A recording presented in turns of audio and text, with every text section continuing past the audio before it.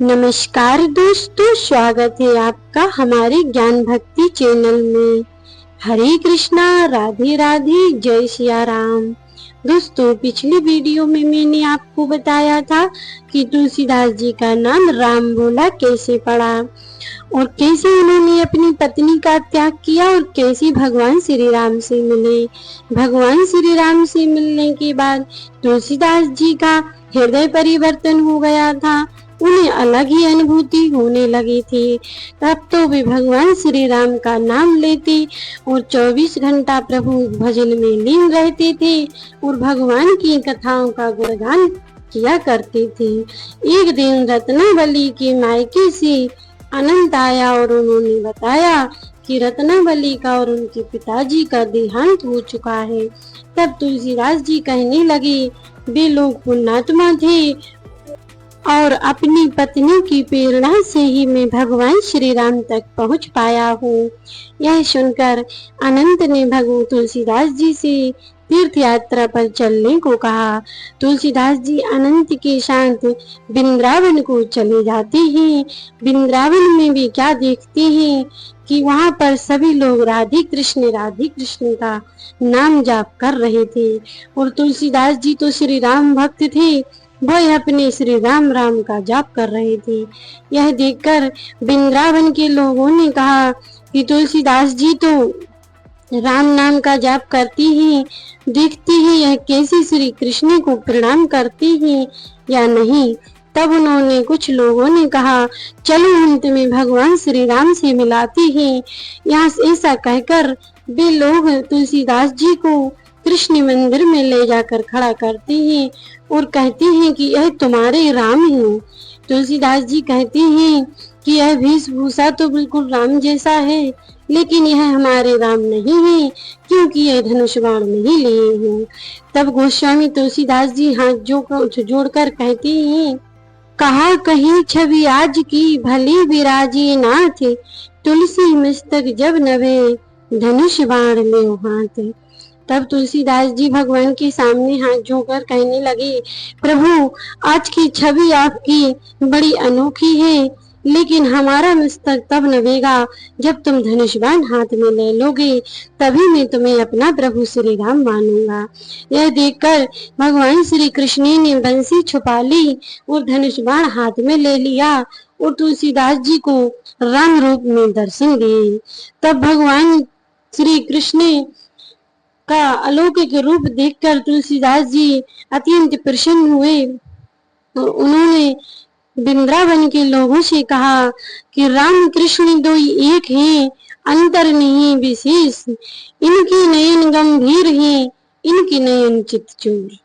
अर्थात राम और कृष्ण दोनों एक ही हैं, बस राम के नयन गंभीर है और कृष्ण के नयन चितचोर है। ऐसा कहकर वृंदावन के सभी लोग तुलसीदास जी के चरणों में प्रणाम करने लगे और कहने लगे, धन्य तुलसीदास जी ने भगवान श्री कृष्ण ने ही नहीं, राम ने भी दर्शन दिए और हम लोग जो वृंदावन वासी हैं और हमें भगवान श्री कृष्ण के दर्शन नहीं होते। अब तुलसीदास जी अनंत के साथ वहां से चल देते हैं और राजस्थान के एक मंदिर में निवास करते हैं, जहां पर मुगलों का शासन। एक बार तुलसीदास जी अपने ध्यान में बैठे हुए थे और देखते हैं कि बाहर बहुत शोर हो रहा है। तुलसीदास जी अनंत से पूछते हैं, यह शोर कैसा हो रहा है। तब अनंत बताते हैं कि यहाँ के जो भील आदिवासी हैं वो तुम्हारे दर्शन करना चाहते हैं, तुमसे मिलना चाहते हैं, लेकिन पुजारी जी उन्हें नहीं आने दे रहे क्योंकि वह नीच जाति के हैं। तब तुलसीदास जी अनंत से कहते हैं कि भक्तों की कोई जाति नहीं होती है और वह बाहर मिलने आती है उन भीलों से और कहते हैं कि हम जानते हैं कि तुम्हारे साथ भगवान ने वनवास के दौरान कुछ काल बिताए थे, इसीलिए तुम भगवान के भक्त हो और मैं तुम पर प्रसन्न हूँ। यह सुनकर कुल भील बहुत ही खुश हुए और तुलसीदास जी को प्रणाम करके उनके दर्शन करके अपने घर को चले गए। एक बार तुलसीदास जी से मिलने बेवाड़ के राजा महाराणा प्रताप आए और उन्होंने तुलसीदास जी से कहा कि प्रभु हमारे मेवाड़ पर मुगलों ने शासन कर लिया है। राजा मानसिंह जो हमारा ही मित्र था और वह मुगलों की तरफ से लड़ रहा है। यह सुनकर तुलसीदास जी कहने लगे, चिंता मत करो, भगवान श्री राम सब ठीक कर देंगे। उसी समय राजा मानसिंह तुलसीदास जी से मिलने आए और उन्होंने भगवान श्री राम की चर्चा और कथाएं कही तो मानसिंह का हृदय परिवर्तन हो गया और उसने मेवाड़ पर लड़ने से मना कर दिया। और यह सुनकर राजा अकबर बहुत ही क्रोधित हुए और उन्होंने कहा, यह सब कैसे हुआ। तब उन्हें सेनापति द्वारा पता चला कि तुलसीदास जी ने मानसिंह का हृदय परिवर्तन कर दिया है। यह सुनकर उन्होंने तुलसीदास जी को अपनी राजसभा में बुलवाया। तुलसीदास जी कहने लगे, मैं भगवान का भक्त हूँ, राजा महाराजों के पास मेरा क्या काम है। लेकिन फिर भी राजा ने बार बार बुलाया। तब तुलसीदास जी राजसभा में पहुंचे। तब अकबर कहने लगे कि तुम भगवान के नाम पर धर्म विरोध कर रहे हो। तब तुलसीदास जी कहने लगे, मैंने ऐसा कुछ नहीं किया, मैं तो सिर्फ अपने प्रभु का दास हूँ और उनकी कथाओं का गुणगान करता हूँ।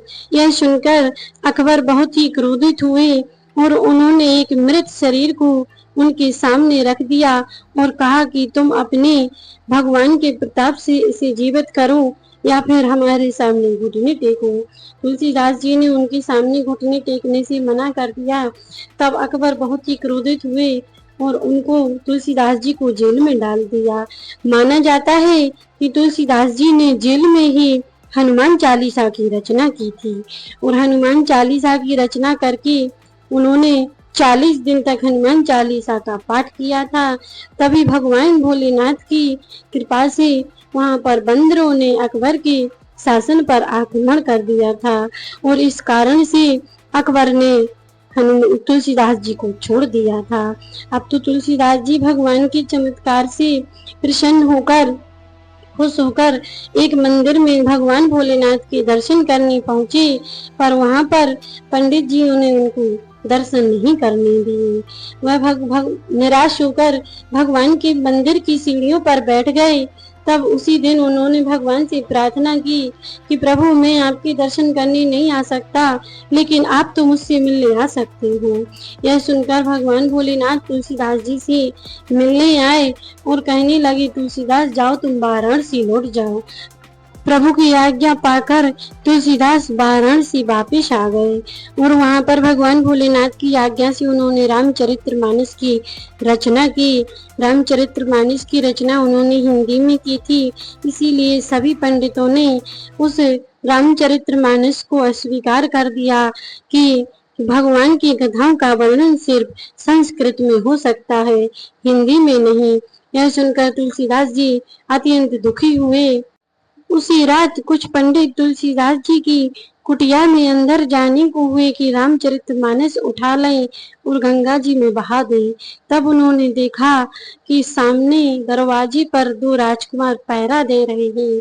यह देखकर उन्होंने समझ लिया कि ये राम लक्ष्मण ही हैं और वह पंडित वापिस आ गए। अगले दिन सब पंडितों ने विचार किया कि चलो सब इकट्ठे होकर पंचायत की और तुलसीदास जी से कहा कि तुम्हारी रामचरितमानस को गंगा जी में बहा दो, वह हिंदी में है जो अनुचित है। तब तुलसीदास जी कहने लगे कि मैंने हिंदी में रामचरितमानस इसीलिए लिखा है कि कलयुग में घर घर में रामचरितमानस का गान हो सके। तब पंडित कहने लगे, ठीक है, अन्य ग्रंथों के साथ हम इस रामायण को भी, तुम्हारी रामायण को भी रख दे रहे हैं और अब इसका निर्णय महादेव ही करेंगे। तब काशी विश्वनाथ के मंदिर में रामायण रख दी गई और अन्य ग्रंथों के साथ। तब देखा अगली सुबह सभी पंडितों ने देखा कि रामायण सब ग्रंथों से ऊपर रखी है और उस पर लिखा है सत्यम शिवम सुंदरम, जिस पर भगवान भोलेनाथ के हस्ताक्षर भी थे, उन्होंने ही यह लिखा था। यह देखकर सभी पंडित हैरान हो गए और तुलसीदास जी से माफी मांगने लगे। तुलसीदास जी से कहा, हमें माफ कर दो, हमने आपकी रामचरितमानस का अपमान किया है।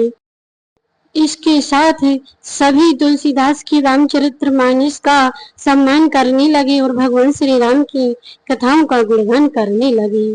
तुलसीदास जी काशी विश्वनाथ में ही कुछ समय तक रहे, बहुत सालों तक तुलसीदास जी जीवित रहे और उन्होंने जहाँ पर श्री हनुमान जी से तुलसीदास जी की भेंट हुई थी वहां पर हनुमान मंदिर भी बनवाया था और अस्सी घाट पर ही तुलसीदास जी ने भगवान श्री राम का नाम लेकर अपने प्राण त्याग दिए थे। आज भी हनुमान मंदिर वहां पर है जहां पर श्री तुलसीदास जी की हनुमान जी से भेंट हुई थी और लाखों करोड़ों की संख्या में हनुमान जी के और तुलसीदास जी के दर्शन करने वहां पर लोग आते हैं। उस घाट को तुलसीदास के घाट से भी जाना जाता है। तो यह थी तुलसीदास जी की कहानी। आपको कैसी लगी कमेंट करके जरूर बताइएगा और वीडियो पसंद आई हो तो एक लाइक अवश्य कर देना दोस्तों। मिलते हैं नेक्स्ट वीडियो में, तब तक भगवान श्री राम की कृपा, महादेव की कृपा हमारी सभी यूट्यूब फैमिली पर बनी रहे। तब तक के लिए जय श्री राधे, जय श्री कृष्ण।